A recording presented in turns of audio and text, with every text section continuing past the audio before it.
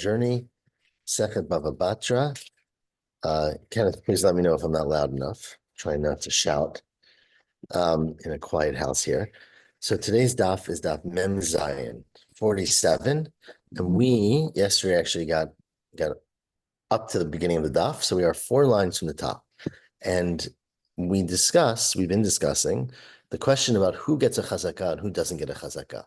And generally, again, the principle is that if you don't have proof that you own something and it previously belonged to somebody else, you can still keep ownership if it's in your possession. With the field, it has to be several years. Other items doesn't actually have to be any time at all, right? The likelihood of you having someone else's watch seems pretty low if you're not their child or something, right? And we said there were exceptions, of course. So if you happen to be a watchmaker, an uman, or if you're an aris, a sharecropper, which you have permission, or the Mishnah, we'll talk about a ganav, you have a reputation for stealing things, in which case the fact that they go to your house and find you have the monet, is not a proof that you bought it. And we also said yesterday that a child, remember, not yesterday, a couple of days ago, that a child or a spouse doesn't have a chazakah because even if they didn't buy the thing, they presumably would be allowed to be in the possession.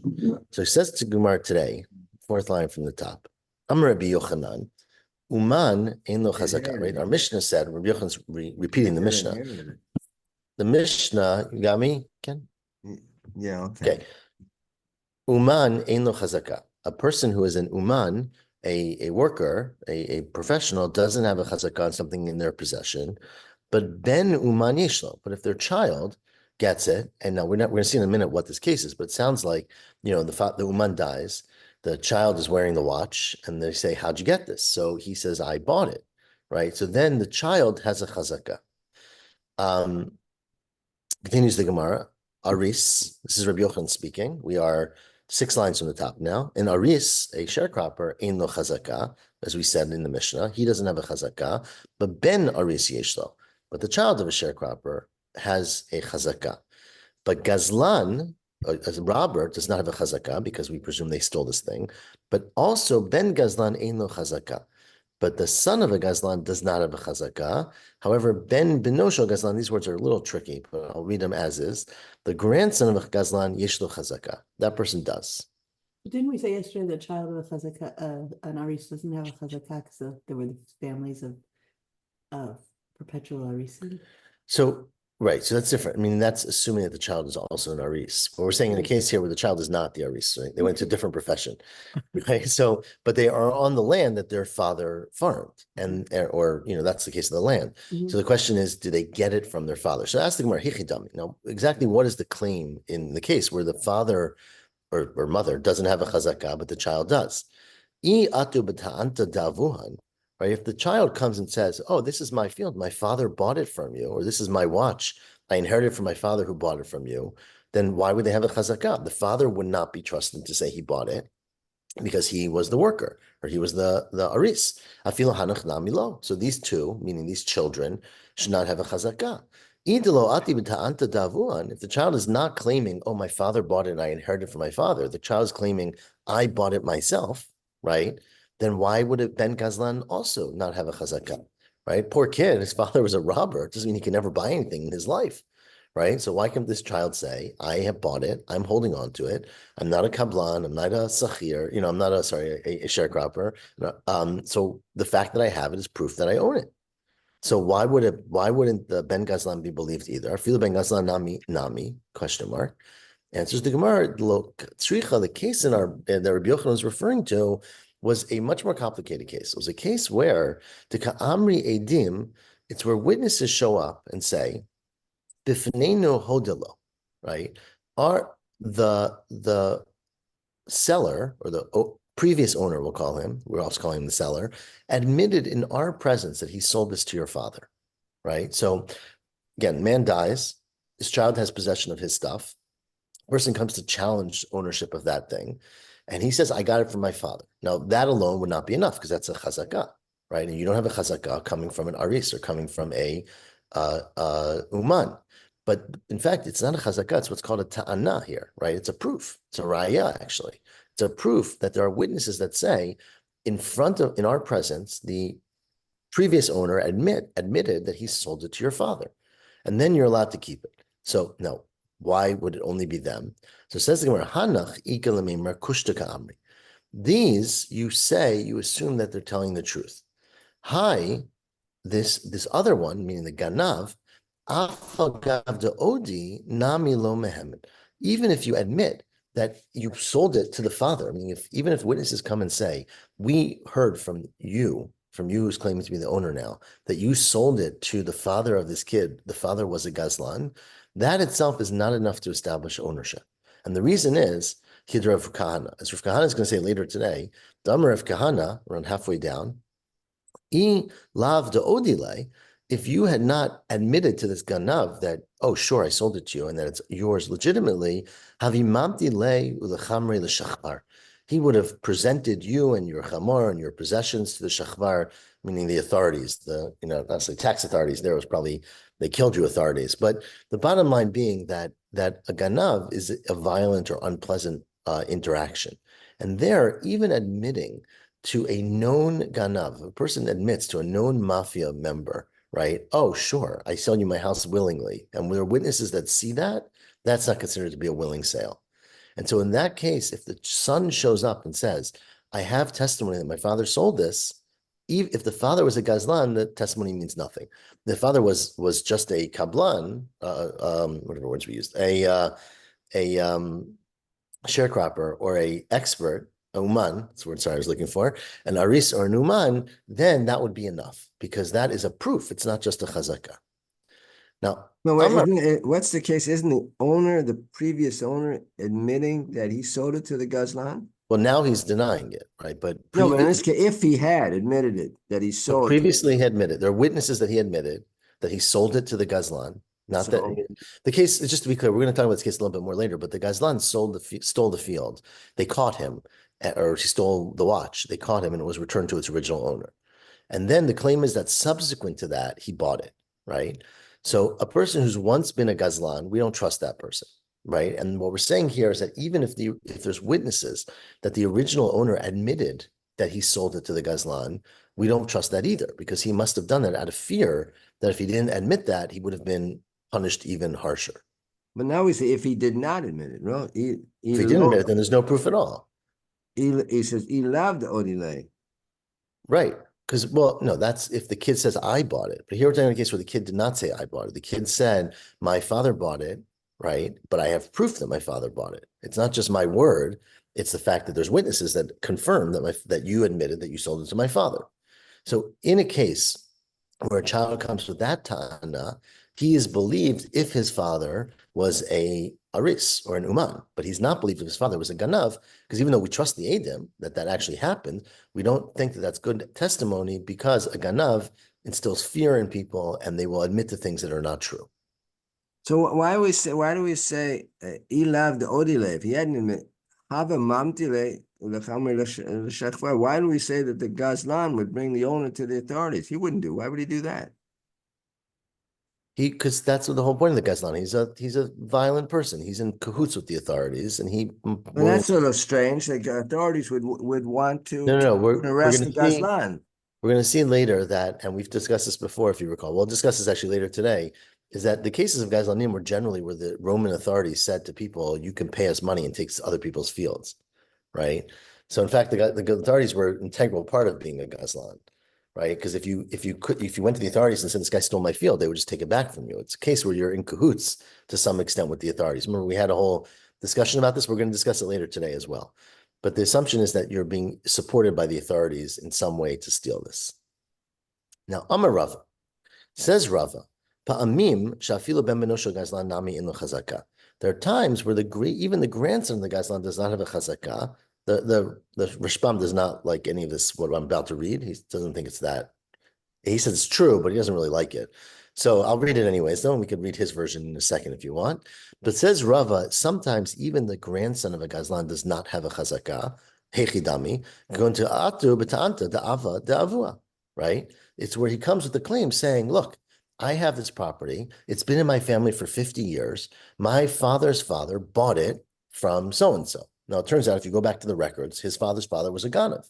So if that's the case, and his whole claim is that my grandfather bought it, and your grandfather is not reliable, then you lose the field, right? If he had claimed my father bought it, the fact that I don't know where my father got it from, his father was a ganav, but doesn't make him a ganav, he'd be believed, is what Rabbi Yochanan said before. But if he claims that it's directly from his grandfather, then he's not believed. The Rashbam says it's true, but it seems like a pretty obvious thing to state. And he's a whole nother girsa, which is that, in fact, you sometimes believe a grandson of a son, of a ganav, if he claims that he bought it from his grandfather.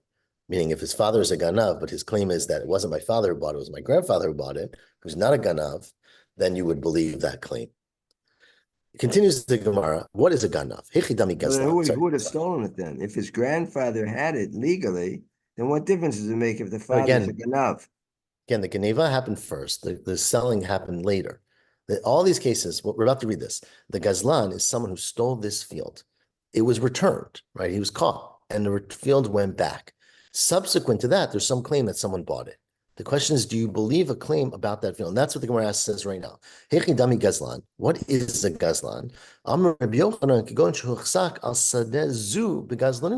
Where a person stole this field.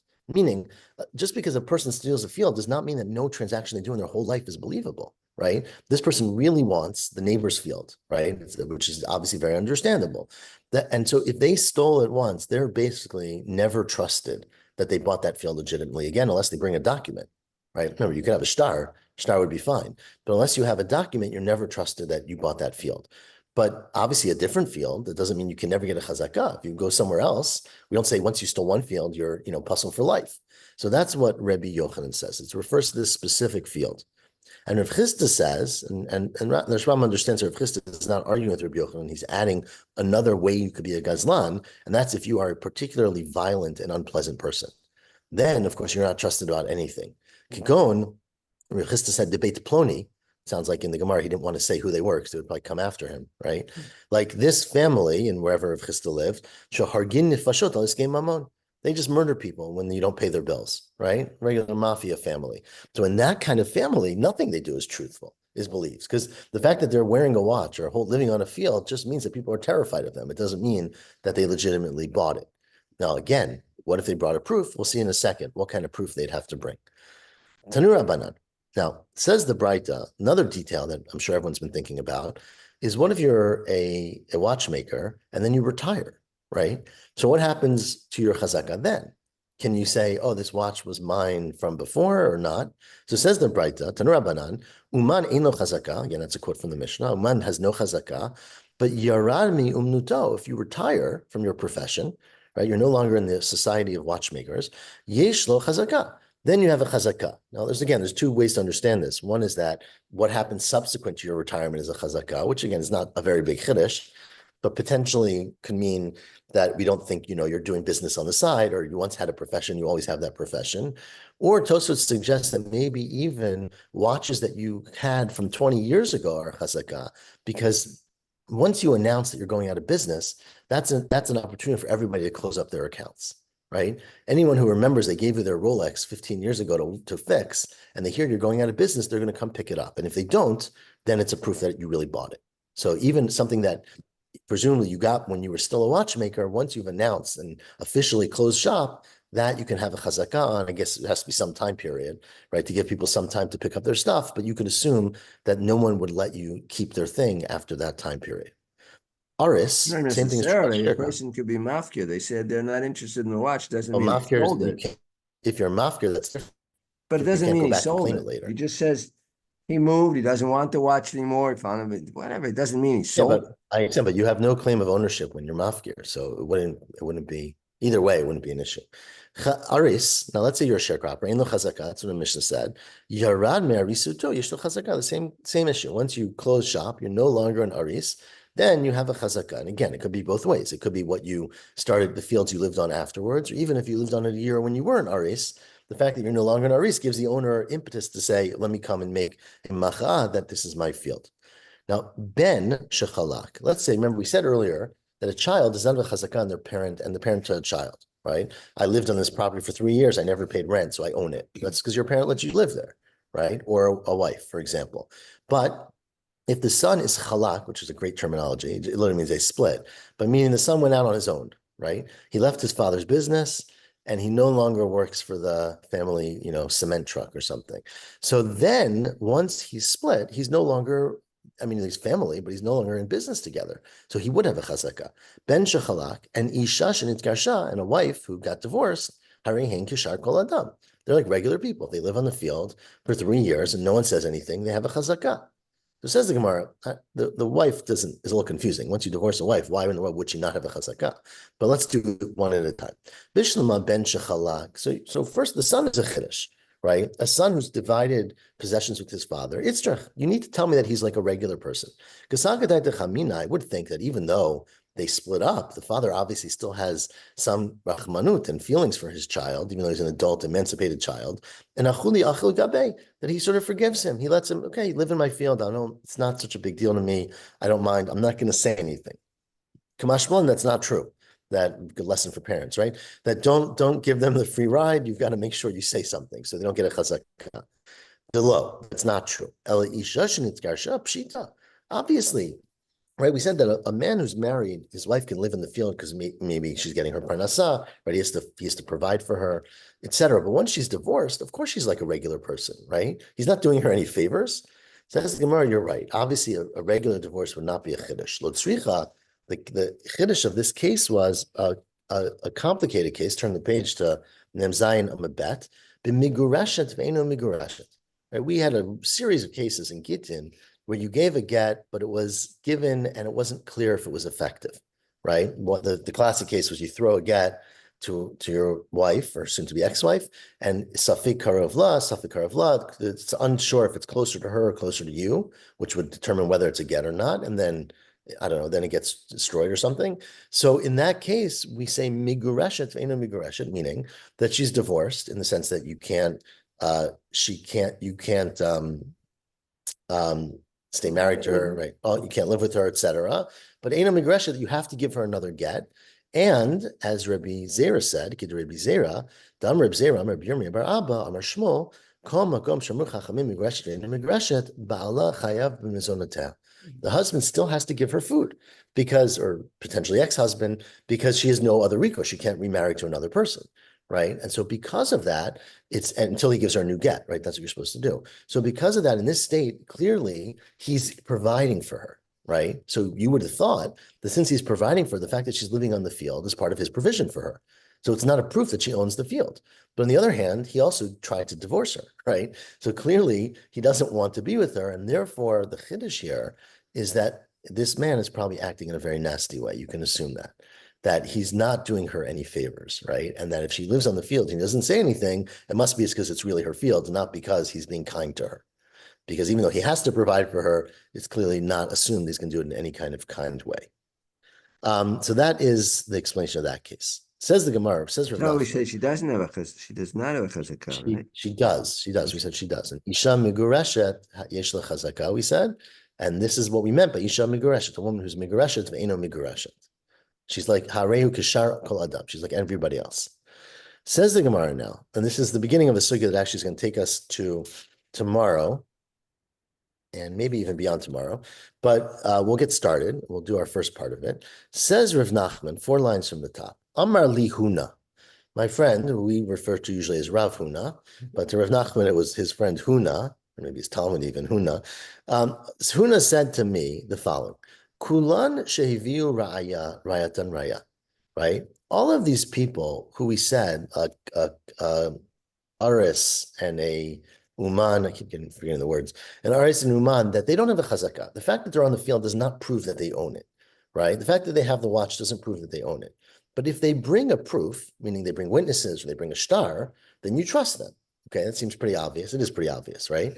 But the next case is why we're saying it. So let's read it inside. Huna said to me, Kulan sheviu raya, all these people who our Mishnah says don't have a chazakah, if they bring proofs, then we trust their proofs. Rayatan raya, like every other person. And mamidin sada biyadan, and they get to keep the field. But a gazlan, and that's why we're telling this, shevi raya, ein rayato raya. Person who has a reputation as a gazlan, he stole, like we said before, he stole the field, or he's someone who's known to kill people because he wants their money. Then even if he brings a proof that says that after I stole the field and it was returned, I legitimately bought it, and I have two witnesses who saw it happen, we don't trust him. Because we'll see in a second. We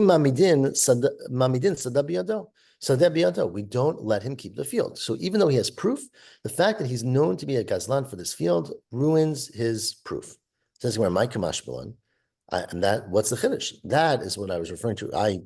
Was referring to earlier. Tanina, we have a Mishnah, if you recall, in Masechet Gitin, I believe. Yeah, we had this Mishnah at the end of Gitin that said, "Lakach misikrikon." Let's say you buy a field from these sikrikon. So these sikrikon, we discussed this in Gitin a lot when they talked about in the sugya of destroying Eretz Yisrael. Unfortunately, right, that after the Romans came over, and it was probably true in any occupation, there were a sikrikon. I don't know how we translate that, like thugs or bandits or something, who got either permission from the government, they paid off the government, whatever the deals were, they were able to take fields. So they came to your property and they said, I want to buy your property, right? Now, they quoted you a price, which either you didn't really have a choice, right? So you took it, you sold it. They took it from you. Another person is now being sold this field from the Sikrikon, right? Now, they know that the Sikrikon probably stole or underpaid for the field. So they go to the original owner of the field and they say, look, I got an offer to buy your field, right? I really want the field. I feel bad that it was stolen from you. I'm willing to pay you for the field, right?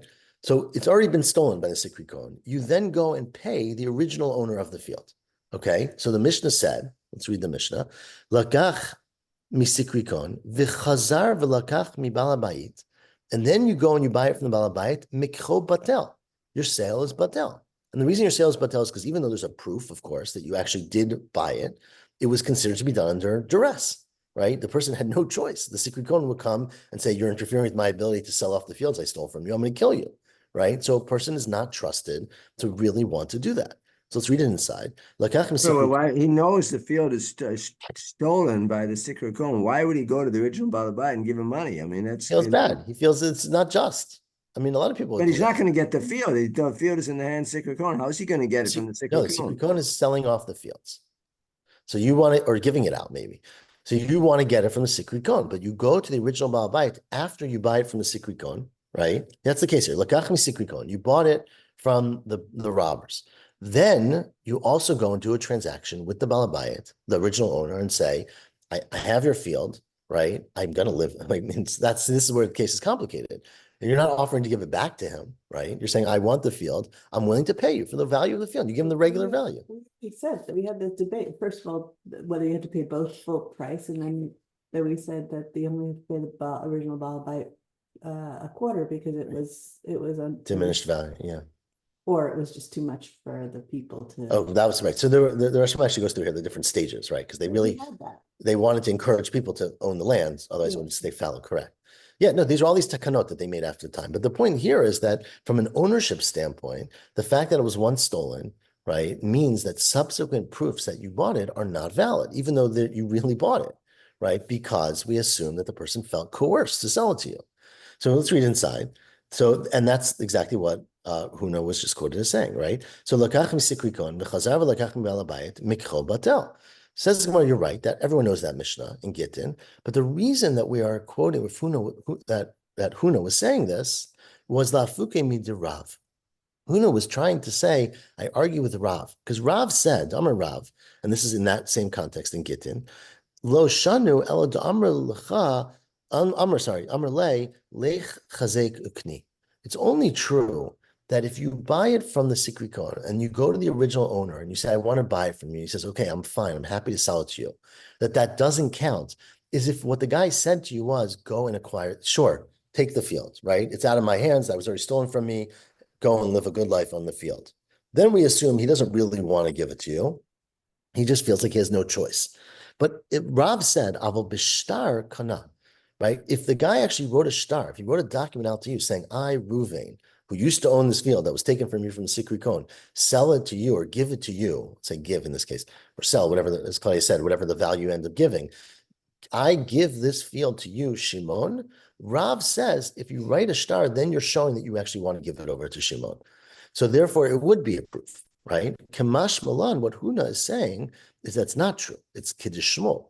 It's like Shmuel argue with Rav in Gittin. The Amar af b'shtar nami lo kana. Even if the Reuven, the original owner, writes a shtar giving over the field to Shimon, that's not considered to be done willingly. It's considered to be done coercively. And therefore, even then, in that case, sorry, you don't have a kinyan. And that's what Huna was saying.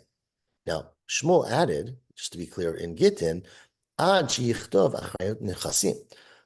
you write on the shtar, I not only will give you this field or sell you this field, but I accept responsibility that if the field is taken from you, I will make it up to you.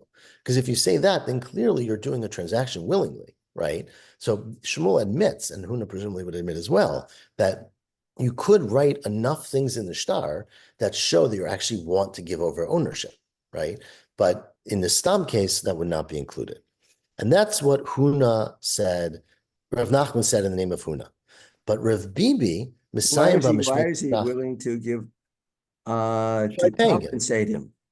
Either he's already selling the field was stolen from him before. Now he's willing to sell it, and he's going to compensate him. Let's say a Sikra Cohen comes and takes it back from this new person who wanted to sell it. Then he's going to compensate this person who bought it from him because the Sikra Cohen took it from the buyer. I mean, how crazy is this going to become? Well, no, he must have given him enough money, right? Obviously, that indicates us that he paid him adequately. So he said, "I'll give you back the money." I mean, otherwise the person wouldn't have bought it from him. Right, he knows that there's a very unsteady property market going on in this crazy land. So that's Shmuel's case. Let's read it. Rav Bibi. He goes up to the original owner, says, "It's a nice field. I got it from the Sikra Cohen. I'll give you compensate you." And now you're going to force in a sense, the justice system is saying, we will accept that sale if you write that I'm going to compensate you if someone takes it from you again. I mean, this could go on and on. Right. It could go on and on. I agree. But that's what he agreed to. So he wouldn't have sold. He presumably would not have bought it unless you gave him that guarantee. Right. I'm not willing to give you $1 million for this field if I'm afraid it's just going to show up or you're going to sell it to somebody else or someone else is going to steal it over time. But Rav Bibi, Messiah B'Mishmei Rav Nachman. Now, Rav Bibi finished off, meaning he quoted this statement of Rav Nachman, but he said, I have a different ending essentially to the psak of Rav Nachman. And what I say is that karka einlo, that in this case where you have witnesses, again, the case here is where you have witnesses who say, we saw Shimon, who bought it from the Sikri Kohen in this case, give money to Ruvain for his field, right? So the halacha we said was, it doesn't matter. Having witnesses that saw it, this was the machlok at Rav and Shmuel, right? That according to Rav, if you have witnesses who say, so no, everyone agrees to that. I'm sorry, take it back. Everyone agrees that if you just have witnesses that see it, you didn't write it in the shtar, that you definitely do not own it, that Shimon does not own the field. Because the fact that Ruvain said to, sorry, I was right the first time. If you just say, you can take the field, everybody agrees that the fact is that since it was stolen from him, he's scared of the robbers, he's scared they're going to come back to him and they're going to hurt him because he's interfering with their commerce, and he's willing to say things that he doesn't really mean. So everybody agrees that if you just say, if Ruvain says to Shimon in front of witnesses, take the field, that's not enough. Rav said that if you write a shtar, and we're assuming now that also if you watched him give the money, so you saw a transaction happen where Shimon handed money to Ruvain, and Ruvain said, okay, I sell you the field, that's enough. And Shmuel said that's not enough. What Rav Bibi says, not in that machloket, is that when Rav said, or everyone said, karka einlo, Shmuel, sorry, said, karka einlo, that you don't get to keep the land, even though you have witnesses that you right? But you get your money back, right? Because there is witnesses that say that Shimon gave money to Ruvain. If Ruvain goes to court now and says, I never meant to sell it to Shimon, I was forced, I was pressured, we said a gazlan doesn't get a chazakah and doesn't have a raya. So the field would go back. He's not a gazlan. Right, but it came through a gazlan. The secret came in the middle. So in this case, Ruvain would get the field back. But says Rav Bibi, he would get his field back, but he would have to give the money back to Shimon because we don't punish Shimon, for example. And the understanding, at least at this point, and I think we're going to end with this, is that it's not just Shimon in this case of the secret gun because he was a third party essentially. It's even a ganav. Right? If a ganav comes to someone and gives them money and says, I'm forcing you to sell me land, you don't want to sell it to me, but I'm going to make you sell it to me, and here's $1,000. At the end of the day, we take the land away from the ganav, right? But we give back the money to that person. So we're going to read it inside. Give back the money to the Gazlan? To the Gazlan. Karka ein lo, ava ma'ot yesh lo. Right? You get karka does not go to the Gazlan or the person who got it from a Gazlan, but they do get their money back. And b'med dvar memurim, when is that true, says Rav Bibi? She'amru edim ifneinu manalo. If the witnesses say, we watched him hand over the money, right? Manalo is a very interesting verb from the word mana, right? He hundreded him, right? We watched him give over the money. Aval amru edim b'fneinu hodelo. If the Edom just said, oh, no, we didn't watch the money, but we heard Reuven say, thank you, Shimon, for the $100,000, that's not enough, right? And the reason for that is low. That's not a reason to give back the money to Shimon, Kit Rav Kahana. This is where Rav Kahana said what we said earlier in the day. The Amar, what you can say, Reuven can say it subsequently, is I lav de odile.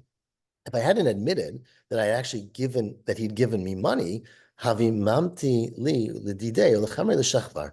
I'm worried that he would have passed me over to the authorities. And therefore, this guy was coming to steal from me. And so when I admitted that I gave over, oh, yes, thank you for buying my field and giving me $100,000 in front of these witnesses, that is considered to be not believable unless the witnesses actually watch the transaction. If the witnesses, actually observe the transaction, then we believe it really happened. Right? Of course, it could be that it was all fake, I guess, but we believe that it really happened. And then although we don't recognize that transaction, we don't acknowledge that transaction as legitimate because he was a robber, right? Or he was forced into it, we do require him to give back the money when he gets his field back. That was what Rav Bibi said. Now we're going to say in a second, and I'm going to keep going because we have time, and also Tisha B'Av, we're going to miss the daf probably. But interestingly, that this opinion is not universally held, because we're about to see the opinion of Rav Nachman himself. Now Rav Bibi was quoting Rav Nachman, but I'm sorry, Rav Huna. I keep getting the names confused. Rav Bibi was quoting Rav Nachman, but we're going to see Rav Huna's opinion in a second. That in fact, in this case, we've discussed this before a little bit. That remember the terminology we used was taluhu v'zavin, right? You hang someone up to encourage them to sell to you. If they actually take money from you, it's one thing if you say, okay, I'll give it to you, right? But if they actually take money from you, there's an opinion we're going to see in a second of Rav Huna that in fact is a good sale, right?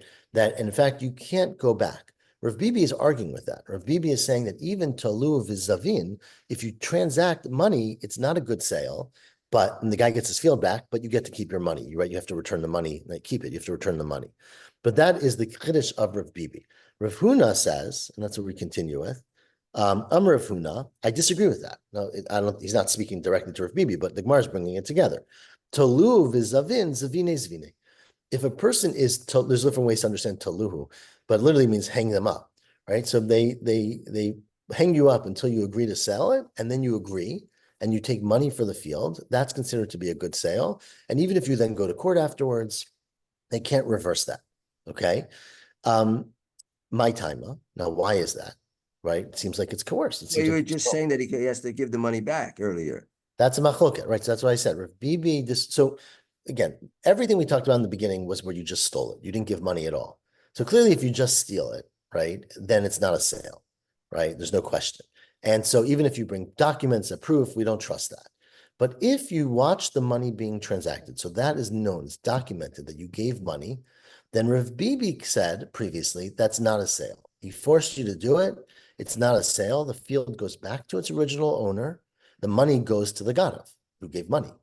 But Rav Huna disagrees with that. Rav Huna is telling us that I disagree. I feel that if you coerce a seller into selling you a field and you legitimately buy it from him, that's considered to be a good sale. So if you pressure him, even physically, but it could also be emotionally, but even physically, until he agrees to the sale, then if he agrees after pressure and takes your money, that's considered to be a good sale. And says Rav Huna, you know why I think that? Where are my 3 lines on the bottom? My time, 4 lines on the bottom. Because the truth is, says Rav Huna, he's very philosophical. The truth is that every single person who sells their field is being forced to sell it, right? Nobody wants to get rid of their things. You're being forced by circumstances, by finances, by life circumstances, whatever it might be. Every single time there is, I would say, emotional coercion, right? Now, it's natural as opposed to your friend, grabbing your arm and not letting go until you sell it, right? But says Rav Huna, my time, called the mizbin inish. Every time a person sells something that's dear to them, love the honest havi mizbin. If they weren't forced to, they would have never sold it, right? Everyone who comes to the decision, I owe back taxes, I've got to sell a plot of my land. If they weren't in a sticky situation, they wouldn't choose to sell it. Now, of course, it's not true about every sale. You could be a guy who makes watches and sell them, but it means many times, especially in their days, especially in their days where it was less, commodity like that. You had your own private things, especially fields, right? A sale of a property, right? And they very, very much wanted to hold on to all their inherited property. And so and the pasuk for sure looks at it that way, right? Like it's a loss if you have to sell a field, right? You become poor, you got to sell. So every time a person walks into the street and says, I want to sell this plot of land, they're being quote unquote forced. And we consider that to be a good sale. So if I just encourage that forcing by, shooting you or something, that's the same thing, says Rav Huna. Says the Gemara, I feel and even so, it counts as a sale. Says the Gemara, well, there's obviously a big difference between those two things because Dilma, maybe second to last line, Shani unsta denavshe, right? And onus, pressure that's internal, that's your own pressure, is very different than unsta da'achrini. It's very different than somebody else forcing you to do it, right? So that's not really a good proof. Ella Kiditanya says Rav Huna, I've approved from the following Braita, which again we've had several times, right, already. Says the Braita, based on the pasuk which I have here in the beginning of Parashat Vayikra, now the first word of Daf Memchet, but I'm reading a pasuk here. It says, if you bring a karban, mola karbano, then zachar tamim yakrivenu, which yakrivenu sounds like we make you bring it, right? It's a possessive. We make the person bring it. El petach ohel moed yakriv oto, right? You bring it to this is this part. Yakrivenu is you bring it. Yakriv oto, you bring it, which implies that you force a person who commits to bring an olah to bring it, right? We make him bring it. Liritzono, it says, to his desire, for his want, right? So says the Braita, it seems to be a contradiction in the pasuk, because the first pasuk says Yakriv Oto, which is really an extra pasuk. It said earlier Yakrivenu, right? So Yakriv Oto is extra, which implies Milamed Shekofinoto, that if a person dedicates an olah to the Beit HaMikdash, and then they say, I'm not paying my pledge, that Beit Din will force him to bring a karban olah, right? You make him bring it. So you can force a person. Yachol ba'al karcho. You might think you can do it against his will, right? So this is the paradox. You force a person, but you can't force him against his will. The Rambam says that regarding divorce too. You force. Wait, we're getting there. We're getting there today. Don't worry. Until you beat him, until he says Rotza ani regarding his wife. We're getting there. Kenneth, we're getting there. Be patient. Yachol ba'al karcho. You might think that you can force him against his will. Talmud Amar, the next words in the pasuk are liritzo no. He has to have the desire to bring the karban. So what you have to do is you have to change his desire, right? Haketza. What do you do? Says the Braita. Kofinoto. You hurt him. You either hit him or imprison him or whatever you do. Ad sheyomer rotzani, until he comes to the conclusion that it's in my best interest to get out of this sticky situation, to desire to bring it, right? So we make him an offer he can't refuse, right? Like you just said about a get. So that's the Braita. So the Braita clearly says that if you force a person in a way that they then realize that it's in their best interest to cooperate, then what they do is considered to be their own will. And so the same thing is true about the ganav with the field. I pressure you and until you sell me the field, because I'm gonna, shoot up your cattle if you don't sell it to me. But you make a decision that you're being forced to do something that you want to do now because of my pressure. Well, it's true, but maybe a karban is somewhat different because Dilma Shani Hatim Kapara. There's you're at least getting something out of it that you want to get. There's something maybe moral, maybe for God, that you get a kapara out of it. But here, when you're selling a field, you really get nothing out of it. So maybe nothing besides the money. So maybe you wouldn't willingly sell it. Elami Seifa. We learn it from the last case, which is the one that we have already just heard about, which is the Braita continues. The same thing is true about divorce, right? A person has to give a divorce of their own free will, but sometimes they don't have that free will, that desire. And says the Braita, Kofin otoach yomer rotzani. There too, you hit a person. Kofin lim means you force them, as you put it. The Rambam says you hit them or do other things to physically force them until they want to give the divorce, and then it counts. It counts as the divorce of their own will, right? So you clearly see that when someone is pressured, even unfairly pressured, well, maybe not in that case, but say unfairly pressured, it's considered to be ultimately something they desire to do. Interesting about what's true, but still a divorce might be different because Dilma, Shani Hatam, the mitzvah L'shma Divrei Chachamim. There, at least there's a rabbinic imperative. You're fulfilling a mitzvah to divorce a woman who you didn't want to live with, or Chachamim said it's Could be appropriate. aguna. Or so Or she's not aguna. an aguna, but whatever the case there is, why the reason they wanted a divorce, right? There's usually, it has to be a reason, right? That doesn't have to be. There usually is a reason. So there, at least there's something that's moral. Ella says Rafuna Svaro. It says Rava, at the end of the day, it's just to me logic. Agav unse gamar amakna. Because of the pressure, you change your mind, right? And this happens all the time to people, not easily, where you're convinced that you can never part from something. And circumstances change such that you give up the thing that was the most precious thing to you before, right? Now, it's not necessarily you want that, but the reality is the world changes, right? Someone owns a diamond ring and they thought they'll never ever sell it. They've become poor enough that they realize they have to do it to stay alive. Here too, there's pressure, but the pressure basically changes your mindset and your calculus, and the person is not grabbing it from you, right? So if the person grabs it from you and they steal it, obviously no one thinks that they get to keep it. But the point is that after all the pressure they said you agreed to sell, then we assume that your sale is a complete hakna'ah. You're giving full ownership rights to that person, and the zvina is a zvina according to Rav Huna. Remember, Rav Bibi clearly disagreed with this, but this is according to Rav Huna, and I think we will continue this discussion tomorrow. Why did you say earlier that if he didn't admit this, he, the previous owner, would take the ganef to the authorities? It would bring him then, right? Who said that? That was Rav. Who was the one that Rav said Kahana. Rav Kahana, Kahana. right?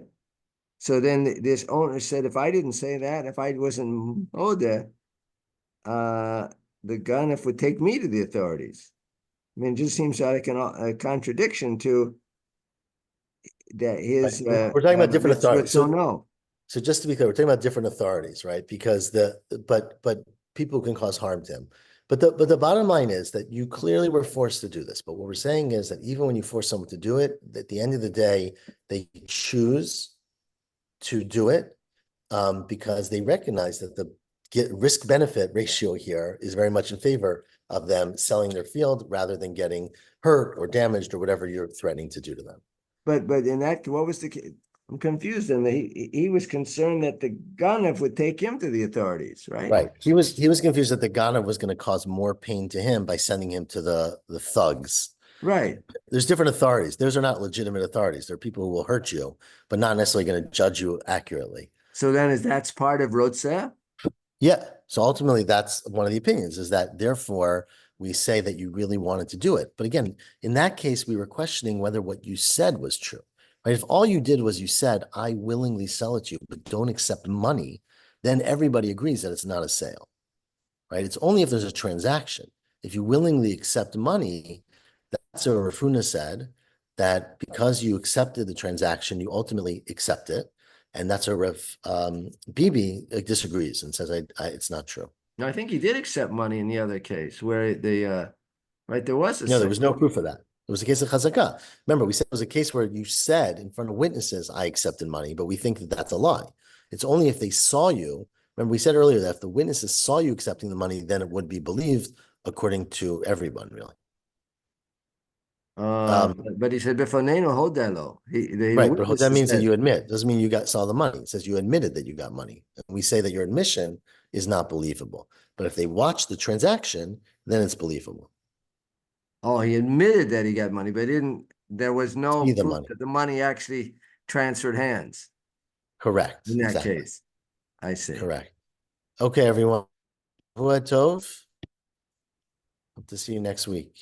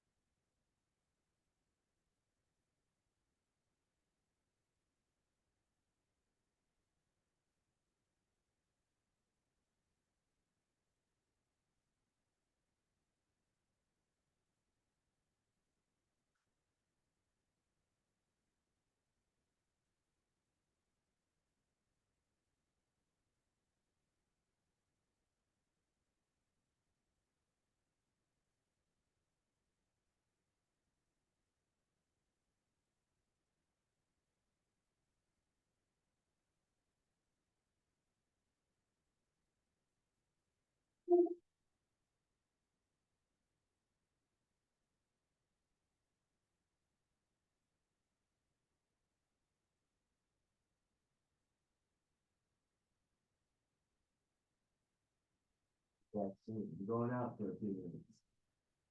I'm going out for a few minutes. I'll be back soon.